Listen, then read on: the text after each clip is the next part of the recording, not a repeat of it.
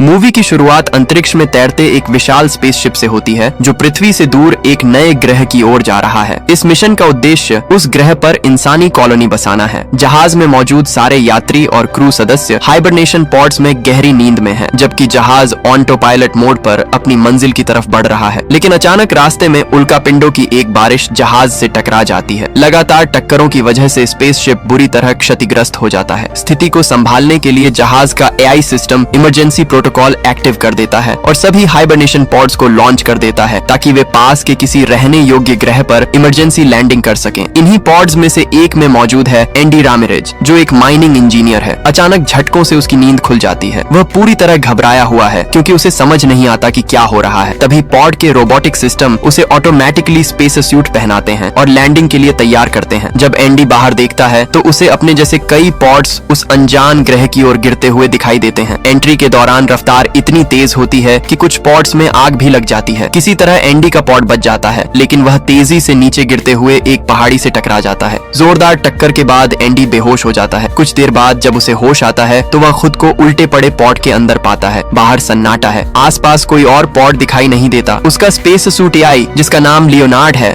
उसे बताता है कि पॉड क्रैश में बुरी तरह डैमेज हो चुका है और उसे तुरंत बाहर निकलना होगा। एंडी गेट खोलने की कोशिश करता है, लेकिन दरवाजा जाम हो चुका है। कई कोशिशों के बाद भी जब वह नहीं खुलता तो एंडी कांच तोड़ने की कोशिश करता है। कांच बेहद मजबूत है। वह अपनी इमरजेंसी किट चेक करता है, लेकिन उसमें सीमित टूल्स हैं क्योंकि वह सिर्फ एक माइनिंग इंजीनियर है, कोई सोल्जर या स्पेशलिस्ट नहीं। आखिरकार वह फायर एक्सटिंग्विशर की मदद से कांच तोड़ देता है, लेकिन जैसे ही वह बाहर निकलने की कोशिश करता है, पॉड और खिसक कर पलट जाता है। इस दौरान उसका सूट फट जाता है और ऑक्सीजन तेजी से लीक होने लगती है। लियोनार्ड तुरंत चेतावनी देता है कि उसकी ऑक्सीजन तेजी से खत्म हो रही है। घबराहट में एंडी सूट पर रिपेयरिंग स्प्रे लगाता है, जिससे अस्थायी रूप से लीक बंद हो जाता है। बड़ी मुश्किल से वह पॉड से बाहर निकल आता है। बाहर का नजारा बेहद अजीब और डरावना है। वातावरण सांस लेने लायक नहीं है। दूर दूर तक बंजर और चट्टानी जमीन फैली हुई है। तभी आसमान में उनका मुख्य स्पेसशिप दिखाई देता है, जो कुछ ही देर में इस ग्रह पर आकर क्रैश हो जाता है। एंडी लियोनार्ड से पूछता है कि वे कहाँ हैं। लियोनार्ड बताता है कि यह एक अनजान ग्रह है, जिसके बारे में इंसानों के पास कोई पुख्ता जानकारी नहीं है। ये सुनकर एंडी की चिंता और बढ़ जाती है। तभी उसे दूर कहीं रोशनी जैसी कुछ चमकती दिखाई देती है। उम्मीद की एक किरण के साथ वह उस दिशा में बढ़ने का फैसला करता है। रास्ते में उसे जहाज का जला हुआ मलबा और एक और क्रैश हुआ पॉड मिलता है। वह अंदर झांकता है। एक मृत यात्री दिखाई देता है। ये देखकर एंडी बुरी तरह घबरा जाता है। वह उस पॉड से ऑक्सीजन टैंक निकालने की कोशिश करता है, लेकिन टैंक फटा हुआ है और पूरी ऑक्सीजन निकल चुकी है। निराश होकर वह फिर उसी चमकती रोशनी की ओर बढ़ता है। इस बीच तेज तूफान जैसी परिस्थितियां भी सामने आती हैं, जिससे चलना और मुश्किल हो जाता है। आखिरकार वह उस रोशनी तक पहुंचता है। पास जाकर उसे पता चलता है कि वे लाइट्स किसी और सर्वाइवर ने लगाई है। एंडी किसी इंसान को जिंदा देखकर राहत की सांस लेता है। उसने एक अस्थायी कम्युनिकेशन सेटअप तैयार किया था, जिसकी मदद से वह पृथ्वी पर एसओएस सिग्नल भेजने की कोशिश कर रही थी। फिलहाल इंतजार, हम पृथ्वी से बहुत दूर हैं। हमारा मैसेज वहां तक पहुंचने में लगभग 8 महीने लेगा, और अगर उन्होंने तुरंत रेस्क्यू मिशन भेज भी दिया तो यहाँ तक आने में 1.5 से 2 साल लग सकते हैं। एंडी हैरान रह जाता है। हम इतने साल यहाँ जिंदा कैसे रहेंगे, बिना खाने बिना पानी? अगर हमें जिंदा रहना है तो हमें सरवाइव करना होगा। जो भी करना पड़े हम करेंगे। क्रैश हुए जहाज में सप्लाई, ऑक्सीजन और सर्वाइवल गियर मिल सकता है। हमें हार नहीं माननी है। एंडी इस सच्चाई से अंदर तक हिल जाता है। इसी बीच एंडी अपने सूट की लाइट्स का कनेक्शन ठीक कर रहा होता है। तभी अचानक उसके पीछे से तेज हलचल होती है। वह कुछ समझ पाता उससे पहले ही कोई अनदेखी ताकत पॉड को जोर से झटका देती है। लाइट्स टिमटिमाने लगती हैं। एंडी मुड़कर देखता है, लेकिन अंधेरे और धूल के बीच उसे कुछ साफ दिखाई नहीं देता। कुछ सेकंड पहले तक जो कनेक्शन साफ था, अब सन्नाटा छा जाता है। घबराकर एंडी इधर उधर देखता है। उसे लगता है शायद सिग्नल में दिक्कत आई है। वह फिर से कनेक्शन चेक करता है। उसी दौरान उसे पता चलता है कि पृथ्वी के लिए भेजा गया मैसेज पूरी तरह तैयार है। समय बर्बाद किए बिना वह ट्रांसमिशन शुरू कर देता है। मैसेज अंतरिक्ष की गहराइयों में भेज दिया जाता है, एक उम्मीद के सहारे। तभी लियोनार्ड चेतावनी देता है, ऑक्सीजन स्तर कम हो रहा है, आपको जल्द ही सप्लाई की जरूरत पड़ेगी। अब एंडी के पास समय बहुत कम है। उसे याद आता है मुख्य स्पेसशिप के मलबे में सर्वाइवल सप्लाई हो सकती है। बेचैनी और डर के बावजूद उसे आगे बढ़ना ही होगा। वह फ्लेयर्स और कुछ उपकरण अपने साथ लेता है और जहाज के मलबे की ओर निकल पड़ता है। रास्ते में वह बाकी सर्वाइवर्स से संपर्क करने की कोशिश करता है, लेकिन हर चैनल पर सन्नाटा है, कोई जवाब नहीं। हताश होकर वह चिल्ला उठता है। इस अनजान खामोश ग्रह पर उसकी आवाज गूंजकर वापस लौट आती है और तभी उसके कम्युनिकेशन सिस्टम में हल्की सी आवाज सुनाई देती है, एक कमजोर लेकिन जिंदा आवाज। हेलो, क्या कोई मुझे सुन सकता पता है, एंडी की सांस रुक जाती है। ये नाओमी थी। नाओमी की आवाज कांप रही थी। वह एंडी से कहती है, मुझे मदद की जरूरत है। मेरा पैर पॉड के मलबे में बुरी तरह फंसा हुआ है। मैं बाहर नहीं निकल पा रही। वह पूरी तरह अपने पॉड के अंदर कैद थी। दर्द और डर उसकी आवाज में साफ महसूस हो रहा था। प्लीज यहाँ आकर मेरी मदद करो, मैं अकेले नहीं निकल सकती। एंडी एक पल के लिए चुप हो जाता है। उसके मन में डर, जिम्मेदारी और असमंजस सब एक साथ उमड़ पड़ते हैं। नाओमी अपनी लोकेशन ट्रांसमिट करती है, लेकिन तभी लियोनार्ड चेतावनी देता है, ऑक्सीजन स्तर अत्यंत कम है। वर्तमान सप्लाई में उस लोकेशन तक पहुंचना जोखिम भरा है। लियोनार्ड सुझाव देता है कि एंडी पहले मुख्य जहाज के मलबे की ओर जाए, जहां उसे अतिरिक्त ऑक्सीजन और संसाधन मिल सकते हैं। एंडी भारी मन से नाओमी से कहता है, मेरे पास बहुत कम ऑक्सीजन है। अगर मैं अभी तुम्हारे पास आया तो शायद तुम्हें तो बचा लूं, लेकिन खुद जिंदा नहीं बच पाऊंगा। नाओमी हिम्मत नहीं हारती। वह तुरंत कहती है, मेरे पॉड में अतिरिक्त ऑक्सीजन टैंक है, तुम यहाँ तक पहुँच जाओ, फिर हम दोनों बच सकते हैं। प्लीज कोशिश करो। कुछ सेकंड की चुप्पी के बाद एंडी फैसला कर लेता है। वह उसकी लोकेशन की तरफ बढ़ना शुरू करता है। अब ग्रह पर अंधेरा फैल चुका है। चारों तरफ ठंडी हवाएं चल रही हैं। एंडी नाओमी से लगातार बात करते हुए आगे बढ़ रहा है ताकि दोनों का हौसला बना रहे, लेकिन चलते चलते एंडी को अजीब सा एहसास होने लगता है, जैसे कोई उसे देख रहा हो। वह तुरंत लियोनार्ड से आसपास स्कैन करने को कहता है। लियोनार्ड जवाब देता है, मेरे पास एडवांस्ड बायोलॉजिकल स्कैनिंग फीचर उपलब्ध नहीं है। नाओमी हल्के कटाक्ष में कहती है, कंपनी ने पैसे बचाने के लिए पुराना एआई इंस्टॉल किया है। उन्हें हमारी जान से ज्यादा बजट की चिंता थी। एंडी खुद को समझाता है कि शायद यह उसका वहम है, लेकिन कुछ कदम आगे बढ़ते ही उसे जमीन पर छोटे छोटे गोल छेद दिखाई देते हैं। जिज्ञासा में वह उनका पीछा करता है और अचानक एक बड़े गड्ढे के किनारे पहुंच जाता है। गड्ढे के अंदर अजीब सी जालीदार संरचनाएं थीं, जैसे किसी विशाल मकड़ी का जाल। एंडी के रोंगटे खड़े हो जाते हैं। वह धीरे से पीछे हटता है और नाओमी से कहता है, मुझे लगता है यहाँ कोई स्पाइडर जैसा एलियन हो सकता है। नाओमी उसे कहीं रुकने से मना करती है, चलते रहो, मत रुको। लेकिन अब अजीब आवाजें भी सुनाई देने लगती हैं। जमीन के नीचे से चारों ओर से हर तरफ जाली जैसी संरचनाएं फैली हुई हैं। अचानक उसके सामने से कुछ तेजी से भागता है। एंडी तुरंत अपनी सूट लाइट्स बंद कर देता है और चट्टानों के पीछे छुप जाता है। उसी समय नाओमी घबराई हुई आवाज में कहती है, मैं अपने सिस्टम में कुछ ट्रैकर्स देख पा रही हूँ। हमारी टीम के सदस्यों के ट्रैकर्स तुम्हारी ओर बढ़ रहे हैं। वह उनके सूट में लगे ट्रैकिंग चिप्स के जरिए लोकेशन देख पा रही थी। वे तुम्हारे बहुत पास हैं, लेकिन वे कोई रिस्पॉन्स नहीं दे रहे। एंडी को कुछ दिखाई नहीं दे रहा था। वह लियोनार्ड को उन ट्रैकर्स से लिंक करने को कहता है। लिंक होते ही पता चलता है कि वे सिग्नल उसके 100 मीटर के अंदर है। तभी नाओमी की आवाज अचानक बदल जाती है, भागो एंडी, वे जिंदा नहीं है। मतलब साफ था, वहाँ टीम के लोग नहीं, कुछ और था जो उनके सूट पहने हुए था। लेकिन डर के साथ साथ जिज्ञासा भी एंडी के अंदर जाग चुकी थी। वह अपनी फ्लेयर गन निकालता है और आसमान की ओर फायर करता है। लाल रोशनी पूरे इलाके को चमका देती है और उसी रोशनी में वह चीज दिखाई देती है, एक भयानक विशाल एलियन क्रिएचर, लंबे पैरों वाला, मकड़ी जैसा शरीर और इंसानी सूट के फटे हुए टुकड़े उसके जाल में फंसे हुए। एंडी की सांस अटक जाती है। उसे समझ आ जाता है यह प्राणी उनकी टीम के सदस्यों को मार चुका है और शायद खा भी चुका है। अगले ही पल वह पूरी ताकत से भागने लगता है। क्रिएचर भी बिजली की रफ्तार से उसका पीछा करता है। भागते भागते एंडी एक संकरी दरार में गिर जाता है। वह सोचता है कि शायद वह बच गया, लेकिन वह एलियन ऊपर से दरार में झांकता है और अपने लंबे पैरों से हमला करने की कोशिश करता है। एंडी किसी तरह खुद को छुड़ाकर फिर भागता है और अचानक पैर फिसलने से पहाड़ी से नीचे लुढ़क जाता है। वह सीधा बर्फ से ढकी ढलान पर गिरता है। बर्फ होने की वजह से उसकी जान तो बच जाती है, लेकिन वह बुरी तरह हिल चुका है। कुछ देर बाद जब वह संभलता है तो महसूस करता है फिलहाल उस एलियन से उसका पीछा छूट चुका है। पहाड़ी से गिरने के बाद अचानक लियोनार्ड की चेतावनी गूंजती है, ऑक्सीजन लीक डिटेक्टेड। एंडी तुरंत अपने सूट को चेक करता है। गिरने की वजह से उसके स्पेस सूट में फिर से कट लग गया था। ऑक्सीजन तेजी से बाहर निकल रही थी। घबराहट में वह अपना आखिरी रिपेयर स्प्रे इस्तेमाल करता है और किसी तरह सूट को सील कर देता है, लेकिन अब स्प्रे खत्म हो चुका था। मतलब साफ था, अगली बार सूट फटा तो बचने का कोई रास्ता नहीं। नाओमी चिंतित होकर पूछती है, क्या हुआ? एंडी उसे पूरे एलियन हमले के बारे में बताता है, जाले, मरे हुए लोग और वो भयानक प्राणी। जैसे ही वह बात खत्म करता है, अचानक कम्युनिकेशन चैनल पर एक और आवाज जुड़ती है, एंडी मेरी मदद करो। ये ड्वेन की आवाज थी। एंडी चौंक जाता है क्योंकि उसने खुद अपनी आंखों से ड्वेन को मारे जाते देखा था, लेकिन आवाज साफ थी और ड्वेन मदद के लिए चिल्ला रहा था। वह कह रहा था कि वह क्रिएचर से लड़ रहा है और उसे तुरंत मदद चाहिए। नाओमी भी सिग्नल देख पा रही थी। ट्रैकर के अनुसार ड्वेन की लोकेशन एंडी से ज्यादा दूर नहीं थी। एंडी हिचकिचाता है, डर अब भी उसके अंदर जिंदा है। मैं वापस नहीं जाऊंगा। मैंने देखा पूछा है वो क्या कर सकते हैं। नाओमी उसे समझाती है, अगर ड्वेन जिंदा है तो उसके पास अतिरिक्त ऑक्सीजन हो सकती है, तुम्हें उसकी जरूरत है। ऑक्सीजन की मजबूरी आखिरकार एंडी को मानने पर मजबूर कर देती है, लेकिन गिरने से उसका जीपीएस खराब हो चुका था। अब नाओमी अपने सिस्टम के जरिए उसे रास्ता गाइड करती है। एंडी धीरे धीरे उस लोकेशन की तरफ बढ़ता है। अचानक अंधेरे में एक फ्लेयर जलती है। लाल रोशनी के बीच ड्वेन खड़ा दिखाई देता है, घायल लेकिन जिंदा। एंडी उसे देखते ही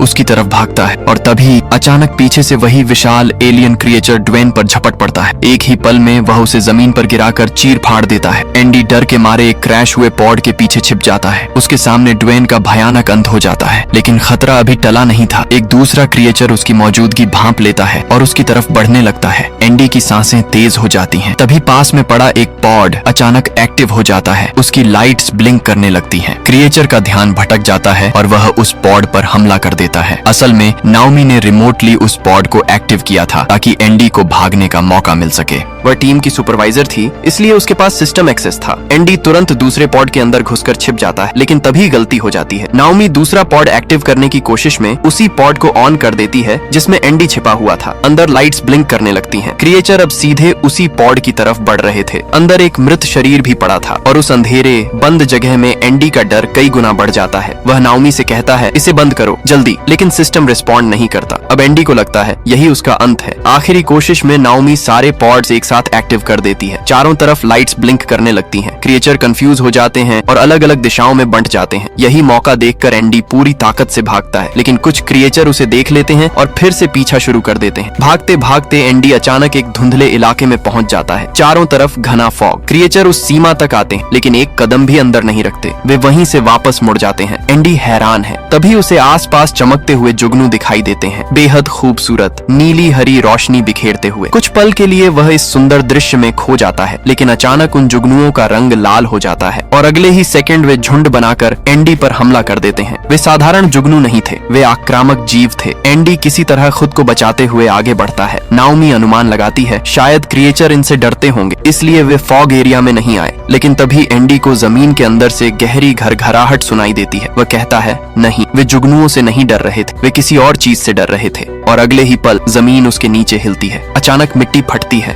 और एक विशाल कीड़े जैसा प्राणी नीचे से निकलकर अपना जबड़ा खोल देता है। वह एंडी को कमर से जकड़ लेता है। एंडी हिल भी नहीं पा रहा। उसका शरीर आधा उस प्राणी के जबड़े में फंस चुका है। नाओमी की सांसें तेज हो जाती हैं। वह दूर बैठी कुछ भी नहीं कर पा रही। एंडी समझ ही नहीं पाता कि उसके साथ हो क्या रहा है। पलक झपकते ही वह विशाल भूमिगत प्राणी उसे पूरी तरह अपने जबड़े में खींच लेता है। अब एंडी आधा नहीं, पूरा उसके मुंह के अंदर था। अंधेरा, बदबू और दम घुटने वाली जगह। घबराहट इतनी बढ़ जाती है कि उसका दिल बेकाबू हो जाता है। लियोनार्ड तुरंत चेतावनी देता है, हार्ट रेट क्रिटिकल स्तर पर है। एंडी को पैनिक अटैक आने लगता है। उसे संभालने के लिए लियोनार्ड उसके सूट के जरिए एक जोरदार इलेक्ट्रिक शॉक देता है, लेकिन वो झटका सिर्फ एंडी तक सीमित नहीं रहता। करंट उस प्राणी के जबड़ों तक भी पहुंच जाता है। शॉक इतना तेज होता है कि वह विशाल जीव तड़प उठता है और अगले ही पल एंडी को जोर से बाहर उगल देता है। एंडी जमीन पर गिरता है, हांफता हुआ। उसे यकीन ही नहीं होता कि वह मौत के मुंह से वापस आया है, लेकिन खतरा अभी खत्म नहीं हुआ था। वह तुरंत भागकर पास की एक गुफा में घुस जाता है। अंदर वही चमकते जुगनू थे जो पहले नीली रोशनी बिखेर रहे थे। जैसे ही वे एंडी को देखते हैं, उनका रंग लाल हो जाता है और फिर झुंड बनाकर उस पर हमला कर देते हैं। एंडी जमीन पर रेंगते हुए, हाथों से उन्हें हटाते हुए किसी तरह गुफा की दूसरी तरफ निकल जाता है। आखिरकार वह उस फॉग वाले इलाके से बाहर आ जाता है। तभी लियोनार्ड की आवाज फिर गूंजती है, ऑक्सीजन स्तर 3%। इतनी कम ऑक्सीजन में वह नाओमी तक नहीं पहुंच सकता। लियोनार्ड सलाह देता है कि वह पास के मुख्य जहाज के मलबे की ओर जाए। नाओमी भी कहती है, पहले खुद को बचा, लेकिन एंडी मना कर देता है। उसे पता है क्रिएचर लगातार पॉड्स पर हमला कर रहे हैं। अगर उसने देर की तो नाओमी नहीं बचेगी। वह अपनी बची खुची ताकत जुटाकर उसकी ओर दौड़ पड़ता है। रास्ते में उसकी ऑक्सीजन पूरी तरह खत्म हो जाती है। अब वह सिर्फ सूट में बची थोड़ी सी प्रेशर सपोर्ट के भरोसे भाग रहा है। उसकी सांसें टूटने लगती हैं, नजर धुंधली पड़ने लगती है, लेकिन आखिरकार वह नाओमी के पॉड तक पहुंच जाता है। नाओमी तुरंत पॉड का दरवाजा खोलती है और उसके लिए अतिरिक्त ऑक्सीजन टैंक बाहर बढ़ा देती है। एंडी जैसे ही नया टैंक कनेक्ट करता है, उसे फिर से हवा मिलती है। वह राहत की लंबी सांस लेता है। अब बारी है नाओमी को बाहर निकालने की। उसका पैर मलबे में बुरी तरह फंसा हुआ था। एंडी पूरी ताकत लगाता है, लेकिन पैर हिलता तक नहीं। आखिरकार वह नाओमी की इमरजेंसी किट चेक करता है। उसमें प्रोफेशनल टूल्स थे जो उसे कभी दिए ही नहीं गए थे। दोनों राहत की सांस लेते हैं, लेकिन तभी उनकी नजर फर्श पर पड़े खून के निशान निशानों पर जाती है। ऐसा लग रहा था कि किसी लाश को घसीट कर ले जाया गया हो। डर के बावजूद वे उन निशानों का पीछा करते हैं। आगे जाकर उन्हें इंसानी शरीर के टुकड़े और जाली दिखाई देती है। उन्हें समझ आ जाता है कि खतरा अभी खत्म नहीं हुआ। तभी एक क्रीचर वहां आ जाता है। दोनों तुरंत अपनी लाइट्स बंद कर छुप जाते हैं। क्रीचर आकर अपने पेट से इंसानी हड्डियां और हेलमेट बाहर निकालता है। उनमें से एक हेलमेट ड्वेन का था। ये देखकर दोनों कांप उठते हैं। कुछ देर बाद वह क्रीचर वहां से चला जाता है। मौका देखकर दोनों पीछे हटने लगते हैं। तभी एक और क्रीचर वहां आ जाता है। वह उन्हें तुरंत नहीं देखता, इसलिए वे चुपचाप पीछे हटते हैं। लेकिन एंडी से हल्की सी आवाज हो जाती है। क्रीचर उन्हें देख लेता है। दोनों भागकर पास के एक एयरलॉक में घुस जाते हैं और गेट लॉक कर देते हैं। बाहर क्रीचर गेट को तोड़ने लगता है। एंडी दूसरी तरफ वाले कार्गो बे के गेट को खोलने की कोशिश करता है, लेकिन नाओमी कहती है, हम फंस चुके हैं, ये गेट अंदर से नहीं खुलेगा, इसका कंट्रोल बाहर है, वहीं जहां वह क्रीचर खड़ा है। अब वे सचमुच फंस चुके थे। क्रीचर गेट को लगभग तोड़ ही देता है। दोनों समझ जाते हैं कि अब बचने का कोई रास्ता नहीं। वे बैठ जाते हैं मौत का इंतजार करते हुए। इस आखिरी पल में एंडी अपनी फैमिली को याद करने लगता है। वह बताता है कि उसकी फैमिली कार एक्सीडेंट में मारी गई थी और वह खुद को उसका जिम्मेदार मानता है क्योंकि वह गाड़ी चला रहा था। नाओमी उसे कहती है, खुद को दोष देना बंद करो, अगर मैं आज जिंदा हूँ तो सिर्फ तुम्हारी वजह से, तुम एक अच्छे इंसान हो। दोनों भावुक होकर एक दूसरे को गले लगाते हैं, अलविदा कहते हैं। उसी समय नाओमी की नजर एंडी के सूट पर पड़ती है। उस पर जुगनुओं का एक छोटा झुंड चिपका हुआ था जो शायद गुफा से निकलते समय उसके साथ चिपक गया था। और तभी क्रीचर गेट तोड़कर अंदर घुस आता है। नाओमी बिना समय गंवाए एंडी के सूट से वे जुगनू पकड़कर उस क्रीचर के ऊपर फेंक देती है। जैसे ही नाओमी जुगनुओं का झुंड उस क्रीचर पर फेंकती है, वे तुरंत लाल होकर उस पर हमला करने लगते हैं। क्रीचर तड़पने लगता है और कुछ पल के लिए उसका ध्यान भटक जाता है। इसी मौके का फायदा उठाकर एंडी और नाओमी बाहर निकलते हैं और उस बटन को दबा देते हैं जिससे कार्गो बे का गेट खुल जाता है। दोनों तेजी से कार्गो बे की ओर भागते हैं, लेकिन वे आगे नहीं बढ़ पाते। वे ऊंचाई पर थे और नीचे कार्गो बे का हिस्सा था। पीछे से क्रीचर फिर संभल कर उनकी ओर आने लगता है। एंडी गेट बंद करने की कोशिश करता है ताकि क्रीचर अंदर न आ सके, लेकिन किसी वजह से गेट बंद नहीं होता। अगले ही पल वे दोनों और वह क्रीचर साथ में नीचे गिर जाते हैं। अब वह क्रीचर उनके ठीक सामने खड़ा था। उसी समय एंडी की नजर नाओमी के गिरे हुए सूट रिपेयरिंग स्प्रे पर पड़ती है। वह तुरंत उसे उठाकर क्रीचर के मुंह पर फेंक देता है। स्प्रे चिपकने वाला था और उसका जबड़ा कुछ पल के लिए सील हो जाता है। इसी का फायदा उठाकर दोनों फिर भागते हैं, लेकिन क्रीचर खुद को छुड़ाकर दोबारा उनके पीछे आ जाता है। भागते भागते एक जगह दोनों गिर जाते हैं। स्थिति बेहद खराब थी। तब नाओमी एंडी से कहती है, हमें इसे मारना ही होगा, मैं इसका ध्यान भटकाती हूँ, तुम इसे खत्म करने का तरीका ढूंढो। एंडी आसपास देखता है और उसे कुछ पॉड्स दिखाई देते हैं जो अब भी सही सलामत थे। उसके दिमाग में एक योजना बनती है। वह ऊपर चढ़कर सबसे ऊंचे पॉड तक पहुंचता है। उसका प्लान था उस पॉड को क्रीचर पर क्रैश करके उसे मार देना। वह नाओमी को अपना प्लान बताता है। इस बीच नाओमी क्रीचर से बचते हुए भाग रही थी। वह एंडी से कहती है कि कार्गो बे की सारी लाइट्स बंद कर दे क्योंकि क्रीचर अंधेरे में ठीक से नहीं देख पाता। अचानक क्रीचर नाओमी पर वार करता है और उसकी ओर बढ़ने लगता है। उसी समय एंडी सारी लाइट्स ऑफ कर देता है। अंधेरा छा जाता है। क्रीचर ठीक से देख नहीं पा रहा था, लेकिन फिर भी नाओमी की दिशा में बढ़ रहा था। नाओमी की नजर ऊपर रखे एक टूटे हुए बॉक्स पर पड़ती है। वह जल्दी से उसमें घुस जाती है और बाल बाल बचती है। उधर एंडी पॉड को स्टार्ट करने की कोशिश करता है, लेकिन पावर कट की वजह से वह चालू नहीं होता। वह पावर सिस्टम को दोबारा चालू करने का सोचता है, लेकिन लियोनार्ड बताता है कि इसमें 15 मिनट लग सकते हैं और उनके पास इतना समय नहीं था। तब सुझाव आता है, सूट की बैटरी से पॉड को डायरेक्ट पावर दी जा सकती है, लेकिन इसके लिए एंडी को पॉड के अंदर बैठना होगा। मतलब साफ था, उसे उसी पॉड में बैठकर उसे क्रीचर पर क्रैश करना होगा और इसमें उसकी जान भी जा सकती थी। एंडी बिना झिझक मान जाता है। वह पॉड के अंदर बैठता है, अपना सूट सिस्टम से कनेक्ट करता है। पॉड लॉन्च के लिए तैयार हो जाता है। उधर नाओमी ऊपर की लाइट्स ऑन करके क्रीचर को अपनी ओर खींचती है ताकि एंडी सही निशाना लगा सके। सही मौका देखते ही एंडी पॉड लॉन्च कर देता है। लॉन्च के उसी पल उसे अपनी फैमिली की याद आती है। वह कार एक्सीडेंट जिसमें उसने उन्हें खो दिया था। अगले ही सेकंड पॉड तेज रफ्तार से जाकर सीधे उस क्रीचर से टकराता है। भयानक धमाका होता है। क्रीचर वहीं खत्म हो जाता है। नाओमी दूर जाकर गिरती है। कुछ पल बाद वह उठती है और दौड़कर उस जगह पहुंचती है जहां पॉड क्रैश हुआ था। एंडी अब भी पॉड के अंदर था। वह उसे हिलाती है, लेकिन वह आंखें नहीं खोलता। नाओमी टूट जाती है। उसकी आंखों से आंसू बहने लगते हैं, लेकिन तभी एंडी धीरे धीरे अपनी आंखें खोलता है। वह सिर्फ बेहोश हुआ था। उसे जिंदा देखकर नाओमी की आंखों में राहत और खुशी दोनों आ जाती है। कुछ देर बाद वे दोनों जहाज के बाहर खड़े होते हैं। अब सुबह हो चुकी थी। एंडी कहता है, मैंने ड्वेन की बनाई मशीन से धरती पर मैसेज भेज दिया था। कुछ सालों में रेस्क्यू टीम यहाँ पहुंच जाएगी, तब तक हमें यहीं सर्वाइव करना होगा। दोनों एक दूसरे को देखते हैं, थके हुए लेकिन जिंदा। और इसी उम्मीद भरे सीन के साथ मूवी खत्म होती है। अगर आपको यह मूवी पसंद आई हो तो वीडियो को लाइक करें, चैनल को सब्सक्राइब करें और कमेंट में जरूर बताएं कि आपको यह कहानी कैसी लगी। हम मिलेंगे अगली किसी इंटरेस्टिंग मूवी के साथ। तब तक के लिए बाय बाय।